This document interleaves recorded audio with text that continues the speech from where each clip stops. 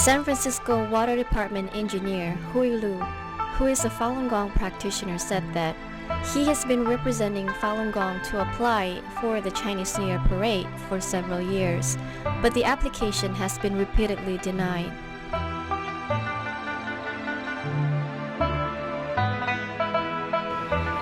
It makes me very sad in my heart because they certainly don't represent anything bad, but the power of the government in China has an effect in this parade.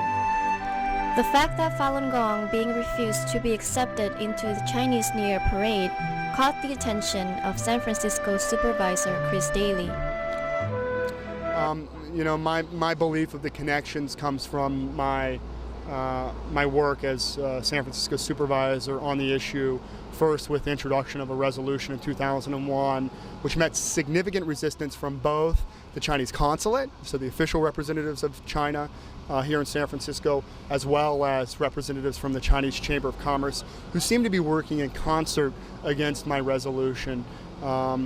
Since that time, I've had discussions offline and and more formal discussions with representatives of the Chinese Chamber of Commerce, and it's clear that there is basically a relationship between the consulate and the Chinese Chamber of Commerce in terms of opposing Falun Gong.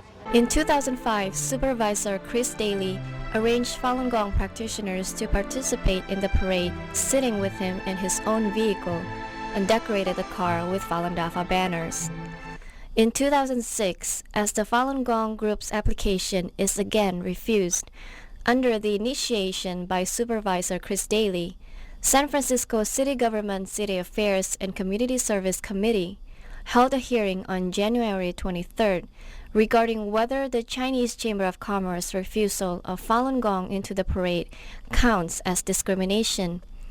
At the hearing, Chairman of Chinese Chamber of Commerce, Mr. Hu Chu-zhi, says, Falun Gong is a political organization, therefore they are refused to participate in the parade.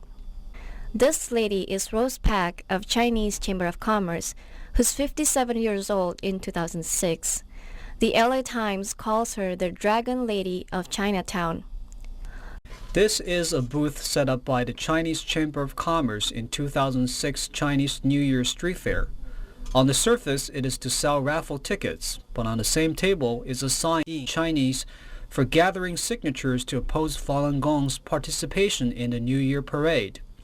Many spectators complain that the mixed signs are very misleading. Our NTD TV reporter interviewed the student-aged young man who sits behind the table and asked him what services they're providing. He replied, selling raffle tickets. A Westerner stopped at the booth for a while, then left. He told the reporter that the booth was very misleading.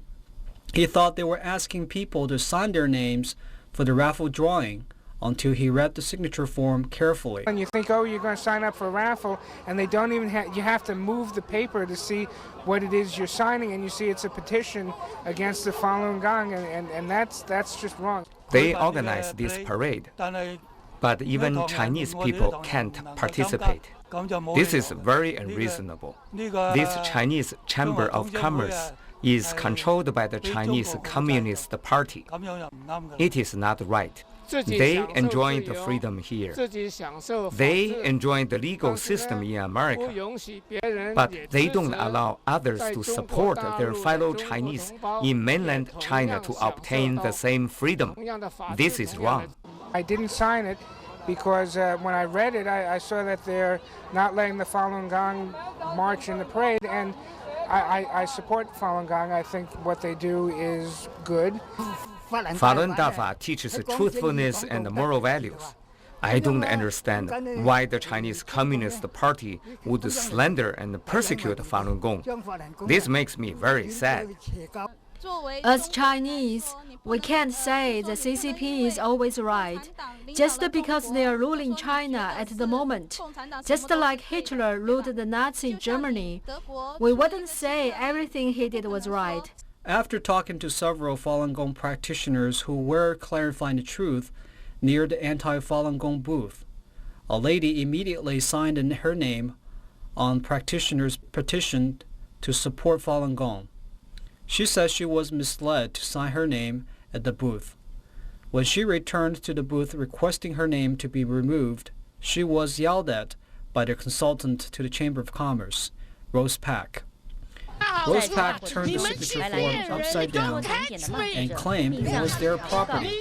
Nobody else was allowed to touch it. San Francisco, which normally is a very progressive city concerned with international human rights issues, finally has gone on record condemning persecution of Falun Gong practitioners.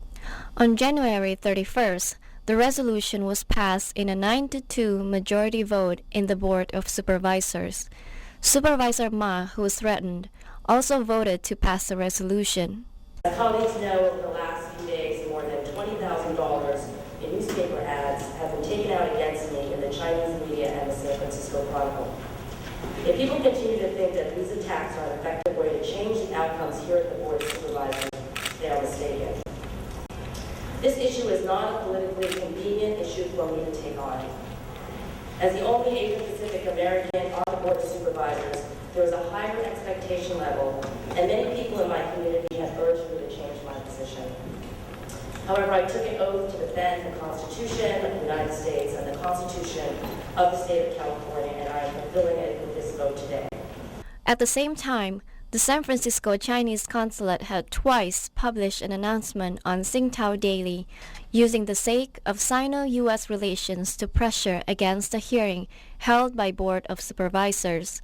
When the board passed a resolution condemning the persecution of Falun Gong practitioners by the Chinese Communist Party, the Chinese consulate says that they firmly oppose the resolution. On February 1st, this battle of human rights issue during the Chinese New Year came onto the legal stage. Human rights lawyer Brielle, representing the U.S. West Falun Dafa Association, turned in the complaint to San Francisco Civil Court, suing San Francisco Chinese Chamber of Commerce for discrimination. I think what they did to Fiona Ma is wrong, and I think what they did to Fiona Ma violates the charter and it's part of our lawsuit because they promised to take the city money. They would not do any political speech or try to influence any politicians. They did that, they signed that, that's city law, that's Measure Q. They violated it by filing that hit ad and that hate ad against Fiona Ma.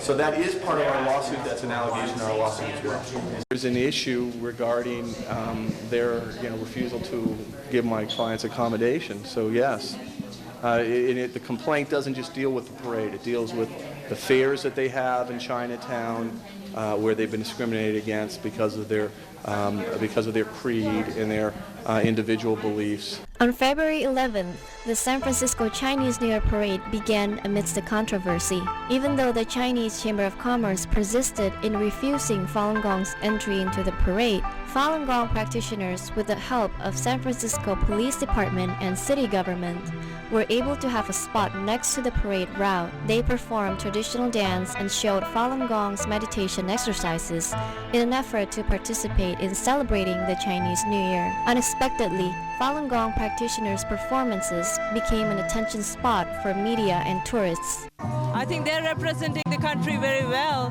and it should be encouraged rather than banned. People should not be discriminated because of their beliefs. I don't think they should have been rejected. They should have been accepted. Falun Gong should be in that parade. The Chinese consulate uses Chinese Chamber of Commerce to persecute against Falun Gong. I think this time, contradictory, they set up a stage for Falun Gong and let more people from San Francisco Bay Area to learn what Falun Gong is. The reason they're not in is political. It's because the Chinese Chamber of Commerce and the Chinese government don't want them in. More people have stopped to see them than watch the parade.